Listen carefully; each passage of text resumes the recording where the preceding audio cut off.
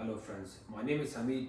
Today I'm working on this Viking gas oven. My customer's complaint is that the display is completely dead. Everything works on the top, but the display doesn't show anything. Today I will show you how to go through a little bit of testing and find the problem, fix it. First of all, I'm going to show you the model and serial number on this unit. It's located right here at the bottom of the bull nose. That's your model and serial number. And you want to make sure you check the top oven if you're getting sparks on the burners or not. So turn it on. You hear that clicking noise. That clicking noise tells you that the unit is getting power. Inside of the oven runs on 240 volts. So if you're getting power here, it confirms that you're getting power in the oven, but it does not mean you're getting 240 volts. So even if you're getting 120 volts, another breaker is gone on it, and downstairs or where the breaker panel is, there's usually two breakers. If one is gone and you're still getting only one line, you will still have this spark noise here. Do not assume that you're getting full power. You still have to check your power. Because the display is completely dead here, we're going to focus at the bottom of the oven. The main control board, the power supply board, everything is located there.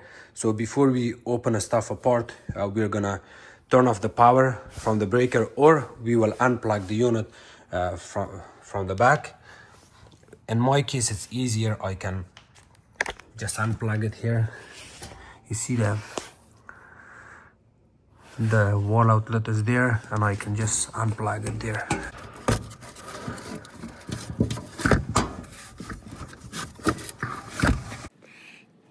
The next port over there, we got one Phillips screw there, and then another Phillips screw right there. We're going to remove both of those.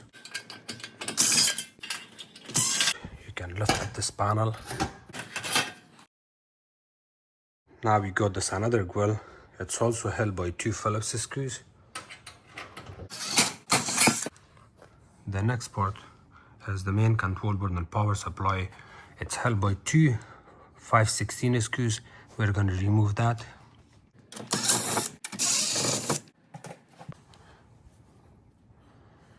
And then you pull this out.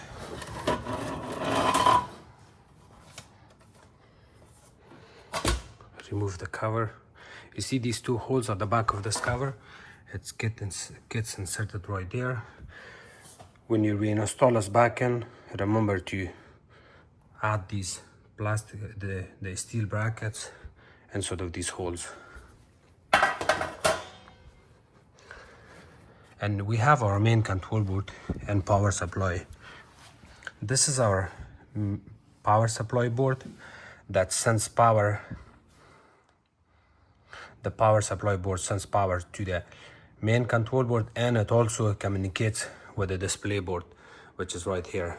This display board gets its power from the power supply board and also communicates with the main board. The ribbon cable that runs from the display board to the power supply board is this one. It's called control number 2 P4. It's a P4 connector.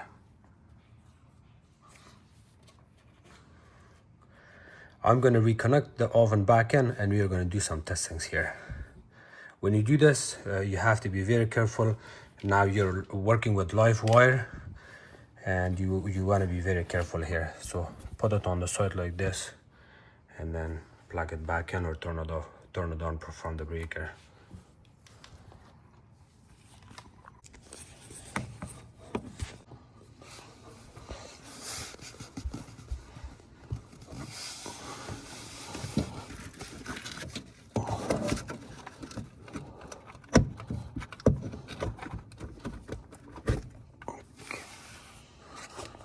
If you're not sure about the wiring diagram on this unit and you want to get some readings or read your stuff, it's just by the kick plate here.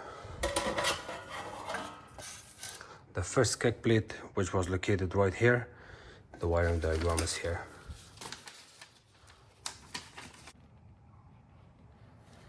So here's the wiring diagram. I'm gonna explain it to you very basically and simple. That way you don't have to go in full details here. I'll just make it simple.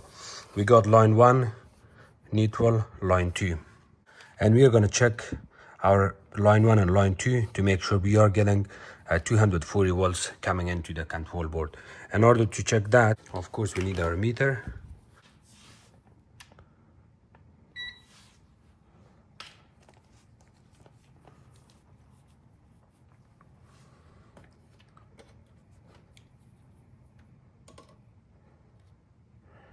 .240 volts. So I'm checking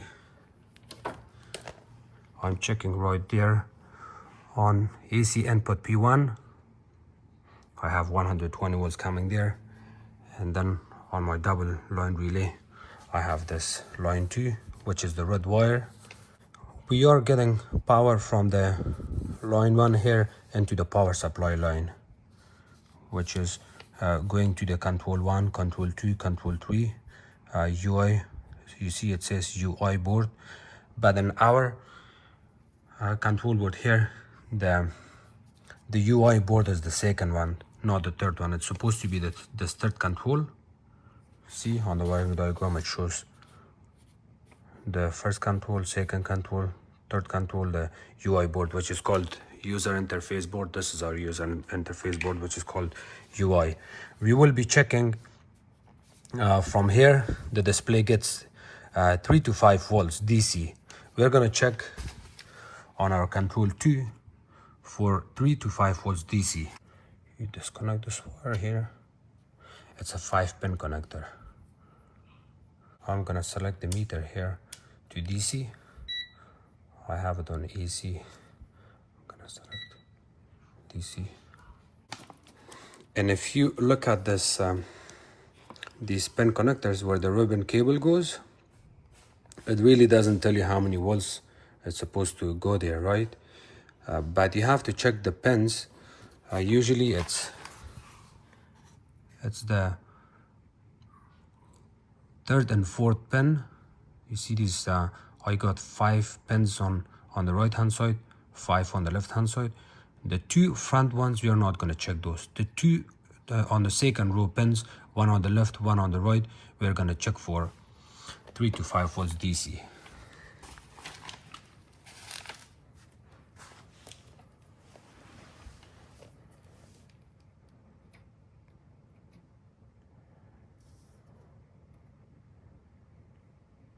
See, I'm not getting anything.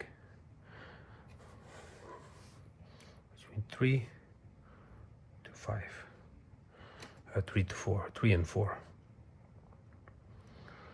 Nothing. You do not really have to follow these pin 3 and 4. If you don't get any voltage there, DC voltage, it's okay. You can always ignore it. Go on the pin number 6 and 5. Nothing. Pin number 9 and 10.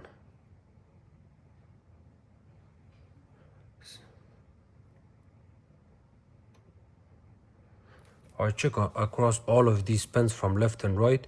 You should get 3 to 5 volts. The main pins are the number 3 and 4. I did not get anything, and because of that, the display board is not working. If you're not getting any power to the display from this control number 2, which is P4, that means you have a bad power supply board. The power supply board part number is 038417-000, and it looks like this. This new control board is a little bit more upgraded.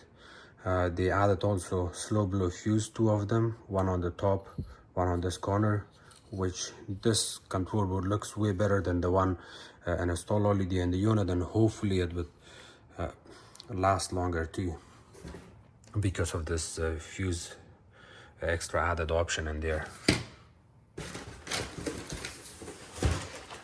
And I will also show you how the electrical wires are going here, just in case if you have any kind of problem in future working on these units, so you know exactly where the pins are going.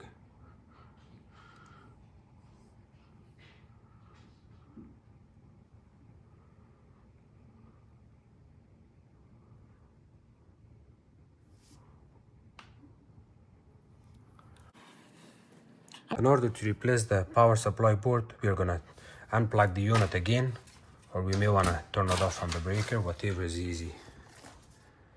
For me, it's easier.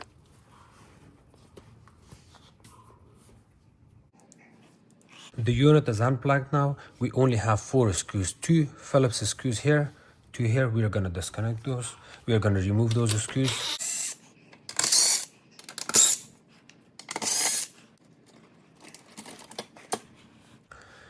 Remember the direction of these wires. You disconnect this connector. Always hold it from the connector. Do not pull it from the wire, please. We got this cable, disconnect, and these 2 ribbon cables. 1, 2. When you remove it, they stay in their original position, so that way you're not gonna make a mistake. Leave it along the way it is, and just pull your control board out, the power supply board out.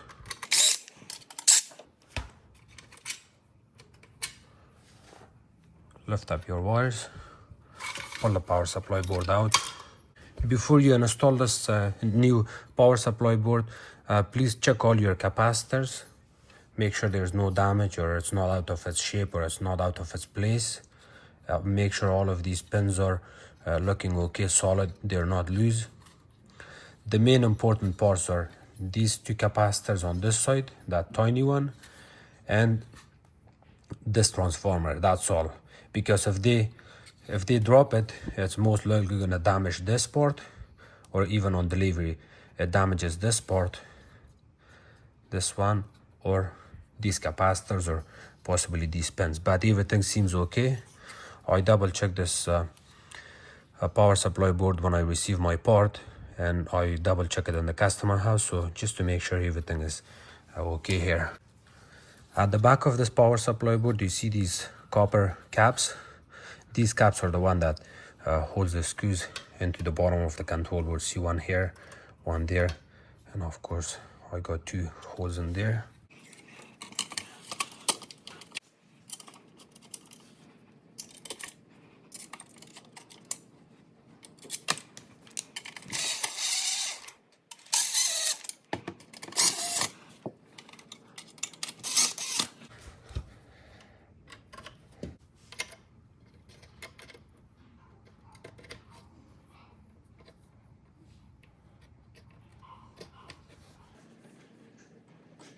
We are gonna put this cover back on.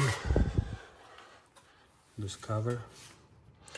I will explain it to you how this cover goes and what happens after that, because you may not be able to see it properly when I reinstall the control board back in. When you put this cover on top of this control board that covers all your electrical wires, you're gonna lift this up, and you see these 2 nipples there. They get inserted right there in those 2 holes. You see those 2 holes?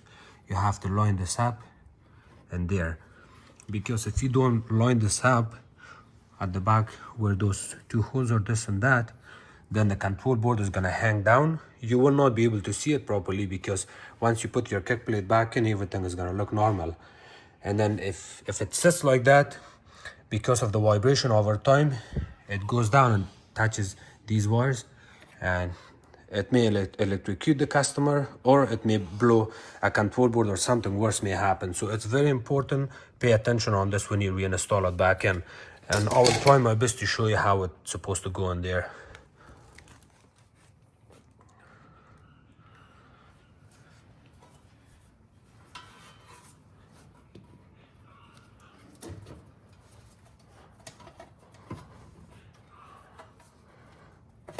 You see the way it looks?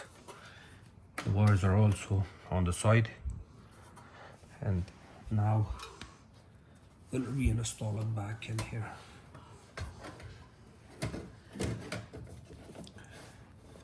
when you reinstall this control panel assembly, everything here, you may wanna, you don't just sit in front of it and look at it the way it goes. You have to lean down, put your head all the way down on this on the floor. You can even look sideways, so that way you can see exact bottom of the control board. You want those two pieces of steel, those nipples, to get inserted on those holes.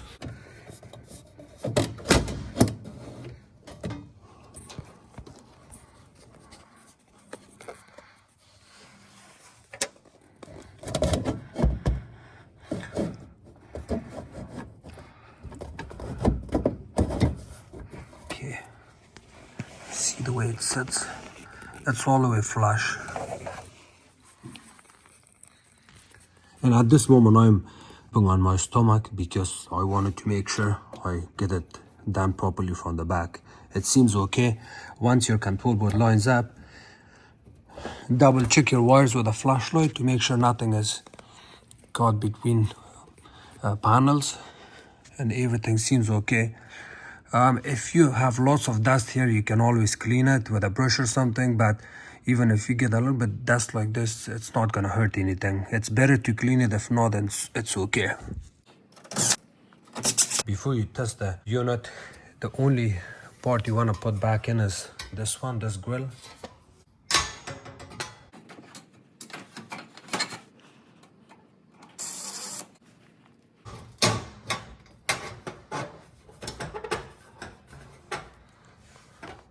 The right hand side screw was easy. This one, before you reinstall it back, and you may want to play with this panel. You see, this is the side panel that comes back and forth, goes to the left and right. You might want to hold it with your finger. You do not want this screw to go all the way in. The reason you want it a little bit out, because the other front panel goes on top of it.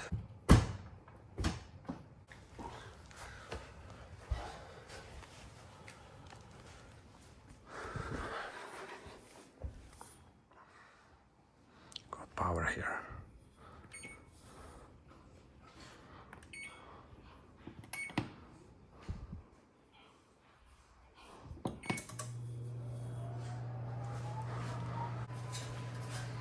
I will show you this kick plate. You see this opening here and the opening here. It goes in this position and it sits on top of those screws. Then after that you can add your screws on the left and right.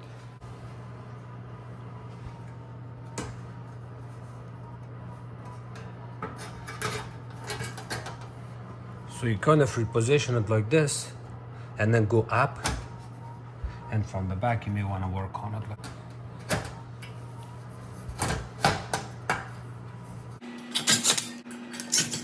Thanks so much for watching my videos.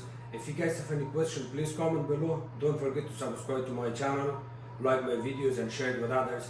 You can also follow me on Facebook. Thank you.